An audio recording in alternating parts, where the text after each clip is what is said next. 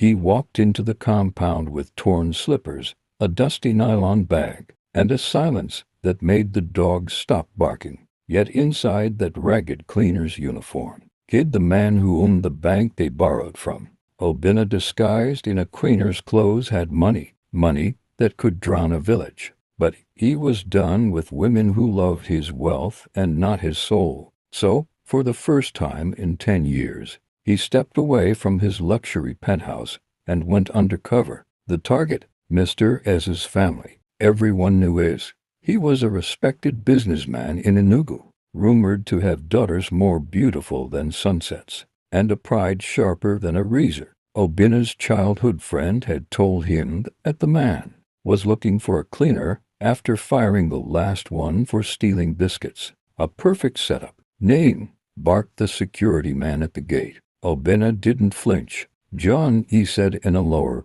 gruff voice. The man eyed him from head to toe and sneered. Wait there. He went inside, and a few moments later, the gate creaked open. The compound screened of wealth, tall fences wrapped in electric wires. 2 Lexus SUVs parked beside flower beds that looked more expensive than a government office. He was ushered into the servant quarters, a tiny room with cracked walls, one tiny mattress, and a metal fan that groaned louder than it cooled. Don't roam the main house unless you're called, the security man warned. Oga hates nosy people. Understood, Obinna said. But that first morning, as he cleaned the marbled corridor with a mop that had seen better years, the sound of stilettos clapped down the stairs. He looked up and time stuttered. Kioma descended like a painting in motion, wearing a simple 2-piece outfit and no makeup, yet her beauty glowed. She was the last daughter. Good morning, she said politely, walking past. He blinked, caught off guard. Good morning, Ma. The second daughter, Ifeoma, wasn't as gentle. What kind of cleaner wears faded clothes like that? She muttered as she passed. Ada gave him a full-body scan and scoffed. Hope you're not here to steal. They laughed together. Obinna kept mopping. By lunchtime, he had learned the schedule. Mr. S left the house at 9, came back by 5. Mama S supervised everything with a sharp tongue and no patience. But Kioma, she was different. That afternoon, she saw him sitting by the tap, eating dry gari soaked in water. Is that all you have? She asked softly. He nodded, trying to stay in character. She disappeared and returned with a plate of jollof rice, a spoon, and a bottle of water. Don't tell anyone I gave you, she whispered. And just like that, his plan found a purpose. He didn't just want to test kindness. He wanted to see who would love him without his wealth. Obinna had only been in the house for 3 days, but that was more than enough to see who truly carried grace and who only wore it like borrowed clothes. Ada was loud and commanding, her voice always stretching past the limits of the house walls. She hardly acknowledged his presence, except when she had something to insult. Ifeoma didn't say much, but her silence was sharp like a blade held in a smile. Every time she walked past him, she'd wrinkle her nose like his scent offended the air. But Kioma, she was different. She didn't speak often. In fact, Obinna couldn't remember her saying more than 5 sentences in his direction. But when she did speak, her tone held no arrogance. There was warmth behind her silence, gentleness that wasn't seeking applause. One afternoon, while cleaning the back compound, Obinna heard soft laughter above. He looked up to find her seated on the rooftop. She had a small sketchpad in hand and seemed to be drawing. From the angle she was sitting, it took him a moment to realize she was sketching in. She didn't know he had noticed. She was just lost in her art. It was the first time in a long while Obinna felt truly seen. Later that evening, Mr. S returned home. The air changed the moment his car rolled into the compound. He stepped out with an air of authority and impatience, calling for Obinna before his second foot hit the ground. Cleaner, Obinna responded immediately. Yes, sir. I hear you're hard-working. Good. Wash my car. If I see any water marks on it, you'll sleep outside tonight. Yes, sir, Obinna replied with a bow. And so, he washed the car until his fingers pruned, and the sweat soaked through his clothes. As he cleaned the windshield, He glanced up and caught Kioma watching from behind the curtains. Their eyes met for the briefest second, then she disappeared. That night, something strange happened. Instead of his usual dry yam and palm oil, Obinna found a small paper bag waiting on the bench in his room. Inside was a plate of hot egusi soup and pounded yam. Tucked beneath it was a folded note. "You're not invisible. I see you." He stared at the note, unsure if he should feel grateful or afraid. No one had ever done that for him in this house. The following morning, the sisters mocked him again. Ida laughed loudly at how slowly he moved when sweeping. Ifema told him not to touch anything she owned, claiming he brought bad luck. But Kioma, when she passed him in the corridor, she didn't look away. She gave a small nod, a silent message. "I see you still." Obinna was starting to understand something. This wasn't just a test of kindness or cruelty. This was a test of heart. And Kioma, in all her quietness, was already winning.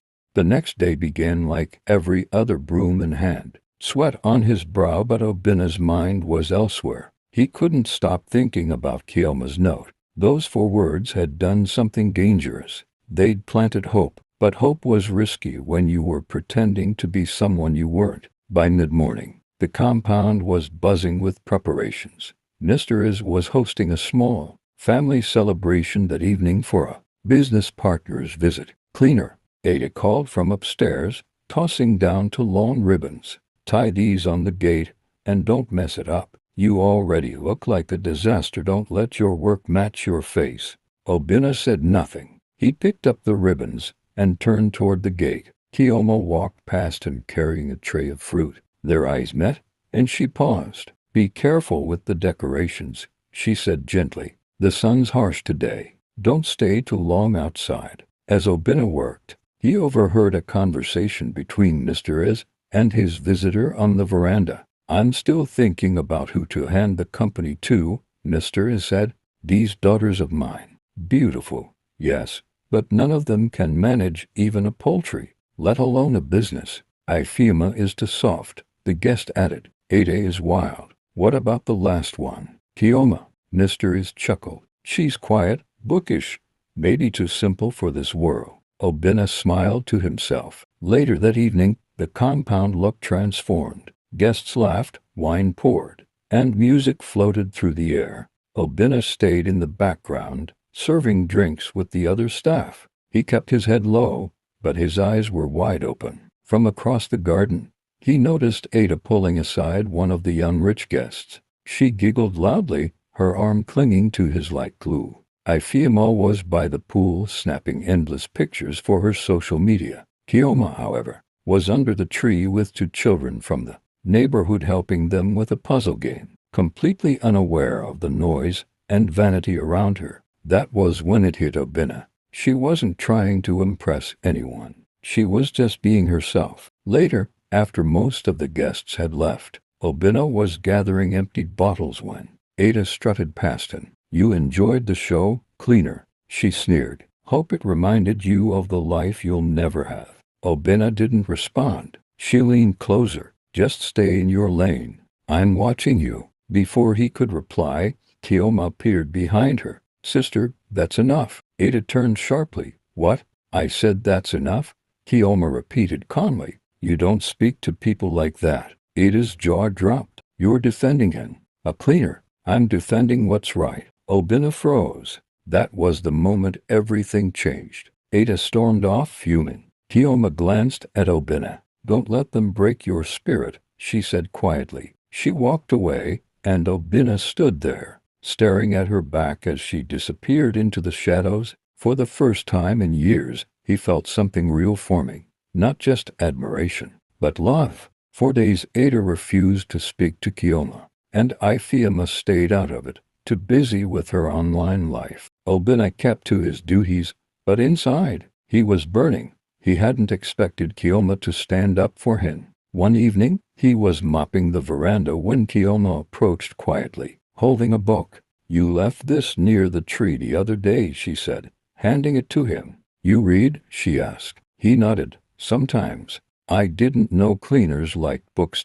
There was no insult in her voice, Just surprise. We like things, he said with a soft smile. Keoma chuckled and sat beside him. Tell me about this one. And that was how it started. Every evening, after work was done, Keoma and Obina would meet briefly, sometimes to talk about books, sometimes about music, sometimes about life. She was fascinated by how much he knew. He was captivated by how little she judged. One evening, during one of their chats, she asked the question he feared most. Obina, where are you really from? He paused, but truth bubbled in his throat. I'm from Enugu, he replied. Came here to work. Keoma looked at him deeply. You speak like someone who's lived many lives. He smiled, but inside, his chest tightened. That night, Obina realized he was falling for her, and she deserved to know the truth. What if he lost the only person who saw him? Meanwhile, inside the main house, Ada was plotting. She'd noticed her sister's secret smiles, her early morning walks, and she didn't like it. The next morning, she followed Keoma silently to the backyard and caught her handing Obina a folded piece of paper. After Keoma left, Ada cornered Obina. So this is what you're doing now, fooling my sister with your poverty. Obina stayed silent. Ada sneered. She might be a fool, but I'm not. I'll make sure you're thrown out of this house. That night, Obina couldn't sleep, so the next morning, he made a decision. He asked Keoma to meet him under the mango tree. When she arrived, he stood up, nervous. I need to leave, he said. Her eyes widened. What? Why? It's getting dangerous. You don't deserve to suffer because of me. She stepped closer. What are you saying? I'm saying I shouldn't have let you care about someone who's not who he says he is. Keoma's face dropped. So, you've been lying. He looked away. Yes, but not in the way you think. She was quiet. Then, gently, tell me the truth. Just once. Obina took a deep breath. My name is Obina Okonkwo. I'm not a cleaner. I'm the CEO of one of the biggest real estate firms in Lagos. I came here to find something real. Someone who would see me, not the money, not the name. Then, Keoma laughed. I knew there was something different about you, she whispered. He looked at her. I'm sorry I lied. She shook her head slowly. You didn't lie. You hid. But I understand why. He stepped forward, heart pounding. And now, Keoma looked at him, really looked. I don't know yet, but I need time. Obina stood silently at the hallway corner, watching Keoma disappear into the room where her father waited. His heart thudded, louder than it should. Inside, Chief Emeka raised an eyebrow. You called him back? Keoma nodded. Yes, Daddy. Chief Emeka sighed deeply. Call him in. Moments later, Obina stepped into the room, his head held high, eyes steady. He looked nothing like a cleaner now. Sit, the chief said. Now talk. Obina inhaled. My name is Obina Nwachukwu. I own Zenix Holdings. I came here not to deceive, but to discover. I needed to find someone who'd love me when I had nothing. So, I became your cleaner. Keoma blinked in disbelief. She'd known, but hearing it again this boldly made her heart race. Chief Emeka leaned forward. So you came into my house, without your real identity, and worked in my home to spy on my daughters? No, sir, Obina replied firmly. I didn't come here with love in mind. Your daughter showed me kindness when no one else did, not because she saw value, because she saw a person. The chief's brows knit tighter. You think this is enough for me to give you her hand? No, sir. I think this is enough for me to ask for a chance to earn it. That line hung in the air like incense. Slowly, the chief rose from his seat and paced to the window. She's my last daughter. Her heart is not a prize. You have no idea what she means to me. I know, sir, Obina said quietly, which is why I'll never play with it. The chief turned. And if I say no, then I'll walk away. But I'll still be grateful I got to meet her. Then came the most unexpected thing. Chief Emeka chuckled. Just once. You know, you've got courage. I still don't like how you came into my home, but I'd be a fool not to admit your values are rare. Keoma's eyes widened. Her heart thumped. So, the chief said, clearing his throat, if I allowed this, what exactly are your intentions? I want to marry her, Obina said without hesitation, but only when she's ready. Kioma couldn't help the blush that crept into her cheeks. Chief Emeka folded his arms. Well, we'll see about that, but don't think I'll go easy on you now that I know who you are. Obina smiled faintly. Wouldn't want it any other way, sir. Just then, Ada burst into the room, rage written all over her face. Daddy, you can't be serious. He played us all. He's a liar. Enough. The chief barked. This is my decision. Ada huffed and stormed out, but not before throwing Kioma a venomous glare. Obina looked at Kioma as she walked over to stand beside him. Their fingers didn't touch, but the space between them sizzled with quiet emotion. Thank you, he whispered. She smiled. You owe me a better breakfast now. And just like that, the tension melted into something softer. Outside the mansion, the morning light broke through the trees. It was a new day, a turning point, and the stranger they once mocked had become something more, a man they now had to reckon with. The morning after the confrontation, the mansion was unusually quiet. Even Ada kept to herself, nursing her bruised pride. But Kioma's thoughts swirled with the possibilities the previous day had unleashed. She found herself wandering into the garden,